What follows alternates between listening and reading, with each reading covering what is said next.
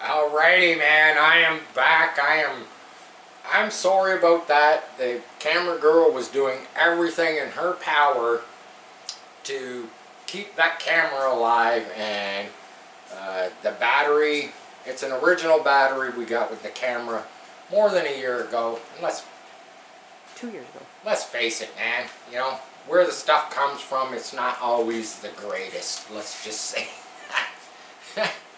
So, you actually get 2 videos, because we're picking right up from where we left off, and we're going to upload both of those videos tonight. It's still the same night. It's Wednesday night. It's a semi-double feature, I guess you could say. But I'm trying to think of where I left off. Oh yeah, these little strips. These little strips that I was cutting. I was trying to figure out, you know, how can I cut these things so that they are, you know, they're not, I mean, look, it's got a bit of a curve. It's got a bit of a curve, but I can deal with that. And it doesn't matter, because the heat when you're welding it, you know, it's twisting it and it's moving it around. That's just what the heat does. But, so basically what I ended up doing is I found this big old hunk of 1/2 inch, 2 inch flat bar that I found it in the backyard. It's basically, it's my daughter's fiance's piece of material. He's got a bunch of junk out there that he uses for forging. He does forging. Yeah, he does forging in my backyard. And yeah, I've swiped some of his, I've actually swiped some of his metal, man. I made a whole bunch of brackets for this car with a nice piece of metal he had out there, which I have to replace, and I will replace. Hopefully my daughter and him, they don't watch the video, because then he's going to be like, hey, you took that piece of 1/4 2 inch plate. And I'll be like, yeah, I pretty much used up the whole length. Anyway, back on this. So, I cut these side pieces with the shear this morning, which worked really good, because I kept the blade. It's not the greatest shear, but I kept the blade right on the line, and it left like maybe a 30-second of the scribe line still there. And then with the you know, with the 40 grit flapper disc, I was able to like just trim it up. And then, so basically I have 4 of these pieces and clamp them all together with vice grips, clamp them in the vice, and then I trimmed them all. So that they were all exactly identical. And basically, I gotta stop saying that word. Yeah. I do that all the time, man. I find a word and I just use it over and over and over. But anyhow, I gotta show you. So I'm putting the strips into this, and I'm using the 1/2 inch bar as my guide to clamp, you know, the basically both sides of the frame. But I have to keep lifting it, because my little thin strip and these 2 pieces, the piece of 1/2 inch is just a tiny bit wider. So I find myself kind of raising this all the time. I raise it up just ever so slight, and then I reclamp. Basically, I reclamp it because I want to be able to pinch this together nice and tight on this, you know, on basically, I did it again on the little strip that I'm putting in there. And I'll show you how it basically. God dang it! I'll show you. That's what I'm saying. I'll show you. And it doesn't have to be, you know, doesn't have to be perfect because it's all going to be ground down. I'm going to grab the glue gun. Hope this doesn't hurt your eyes in the camera.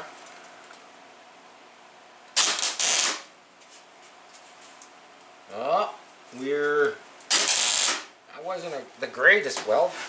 A little low on argon. We're not low on argon. The welder's been sitting. And basic.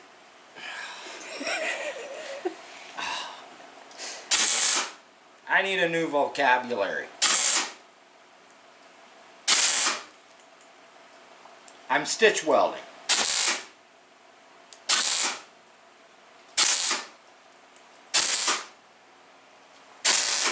Do I have to weld, you know, all of it? I could. That would be a lot of work. That'd be a lot of work. I've already thought about it. So I just keep pressing this in. Sometimes I gotta grab the hammer and just give it a little tack. And then I use the vice grips just to kind of pry it together. Look at Mr. Man here. Look, he's right over here, eh? He's right into the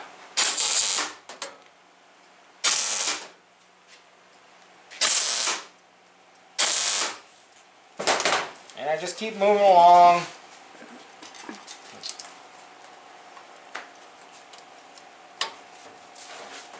Clamp it. Tack it.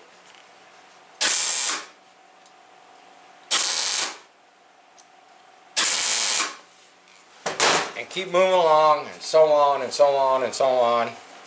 And this takes a long time because this is just the top side. Then I have to flip it over, and I got to carry my metal. There's my strip. I got to carry that metal.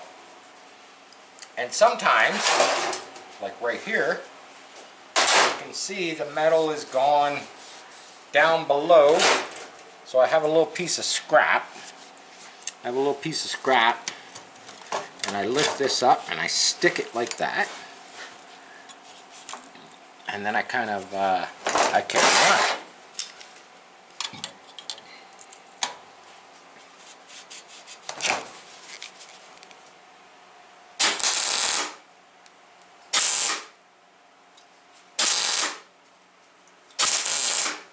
And yeah, I do a lot of tacking. Look, I have a welding helmet here. I do a lot of tacking without the helmet, and yes, I do get that early winter sunburn on my face. I actually went in earlier because I got something else I'm going to show you that I already did previously earlier in the day. And I just figured I would show y'all just a little. Put it this way, you don't get to see me doing too much fabrication. I'm usually just talking about what I've already done, and I thought I would show, you know, a little bit of this. Well, hey, why not? Why not? You know, you get to see the you get to see when I airbrush. You get to see me spraying paint. And I'm closing my eyes, and my glasses actually work good to reflect the light. I used to, years and years ago when I got into the whole welding thing, my eyelids would get burnt. Now that I have to wear you know, prescription glasses, they actually reflect the light. So my eyelids don't get burned, but my forehead and my cheek, I'm feeling it right now. I went in earlier, kind of washed my face, you know, put some lotion on. Probably would have been a good idea. I didn't really want to go looking, you know, maybe put some sunblock 2000 on. I don't know, you know, maybe it would work better, you know. The lotion works. It's just a skin lotion. It puts the lotion on. But no, it works good. It works good. Hey, let's, you know, it's just a little bit of little bit of radiation burn. You know, it's not gonna hurt nobody. You know, not on the camera anyway. I'm gonna do.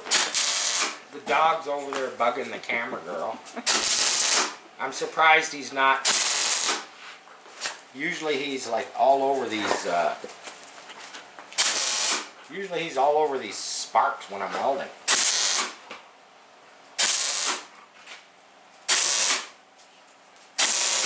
And this is stitch welding. You know, there's, yeah, I could weld the whole seams, but I'm going to show you a part that I did earlier.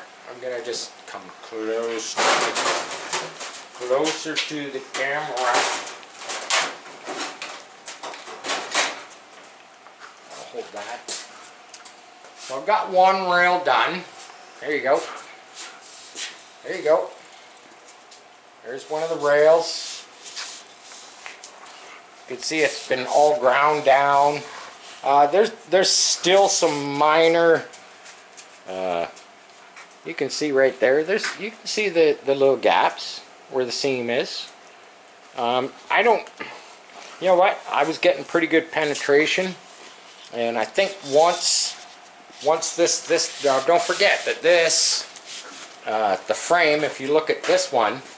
It actually bends right about here. It bends on an inward angle,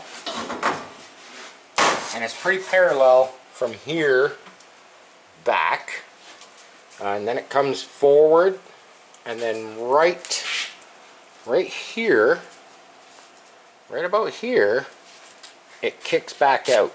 It bends back out that way. Now, my frame rail is perfectly straight.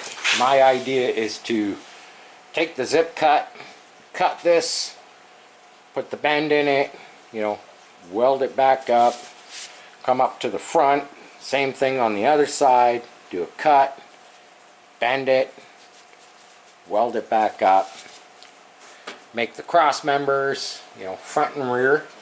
I'll have the front similar to this one, the back where the shocks mount, I can pretty much make anything because I've got other cross members like where the motor mounts and stuff like that. And nice thing with this one is I don't have to do a whole bunch of drilling and tapping with this one like I did with that. This one I can actually weld, you know, I can tack weld tabs on it to bolt the different components to it, or just weld the brackets straight on to it. But yeah, there you go. And I weighed this.